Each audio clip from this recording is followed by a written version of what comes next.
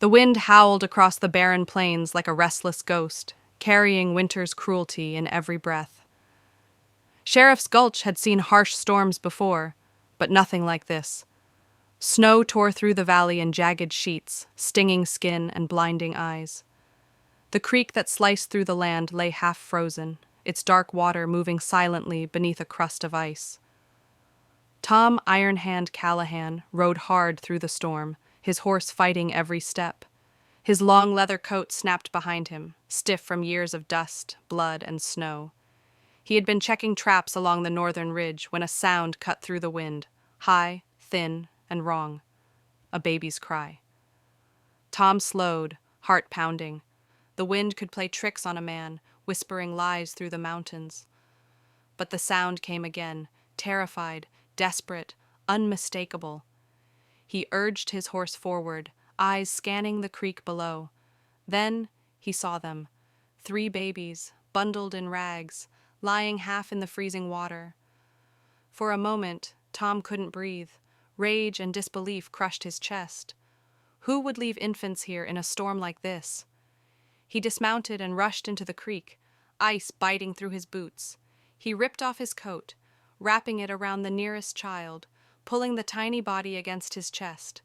One by one, he dragged them from the water, hands numb, heart racing. "You're safe," he muttered, voice rough. "Not today, not on my watch." The ride back to his cabin was hell. Snow erased the trail, branches clawed at them, and the babies cried weakly against his chest.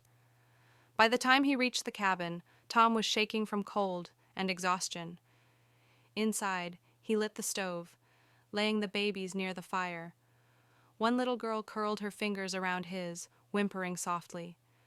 Something cracked inside him, something he thought the frontier had killed long ago. A knock came at the door. Tom spun, hand on his Colt. A woman stood outside, wrapped in furs, snow clinging to her dark hair. Her eyes were sharp, gray, and filled with urgency. "I heard the crying," she said. "My name's Anna. I couldn't leave them out there." Tom studied her, then stepped aside. Together, they worked in silence, warming the babies, sharing blankets, coaxing life back into frozen limbs. The storm raged outside, but inside the cabin something fragile and human began to form. Morning came quiet and white. The babies slept, fed and warm, but tension hung heavy. Anna stayed close to the window. "Whoever left them will come back," she said, "and they won't come kindly." She was right. Hooves thundered across the snow. Armed men surrounded the cabin. Their leader bore a scar across his face and a cruel smile. "You found what belongs to us," he said. "They were left to die," Tom replied coldly. "That means they belong to no one." Gunfire shattered the silence. Tom fired back, steady and lethal. Anna shielded the babies, calm under fire. After a brutal exchange, the attackers retreated, cursing. "We can't stay," Anna said. Tom knew a hidden valley, protected by cliffs and forest. They packed quickly and fled. The journey nearly broke them. Snow swallowed their legs, cold gnawed their bones. Yet Anna never faltered. She carried supplies, soothed the babies, and gave Tom strength he hadn't known he needed. By nightfall, they reached the valley. A cave offered shelter. Firelight flickered as they spoke quietly of their pasts. Anna revealed the truth. The babies were survivors of a ranch massacre. Their mother had begged Anna to protect them. "I promised," she whispered. Tom looked at the children and nodded. "Then so did I." Tracks appeared the next morning. The outlaws were close. The final fight came fast and brutal.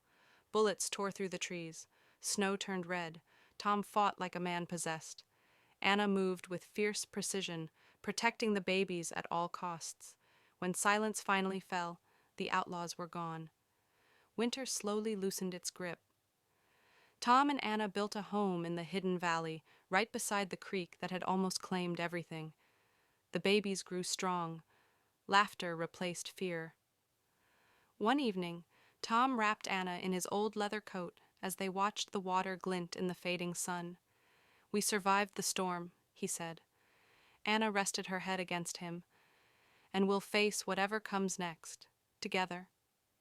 In the unforgiving Wild West, love had found them, not softly, but fiercely, and it was enough.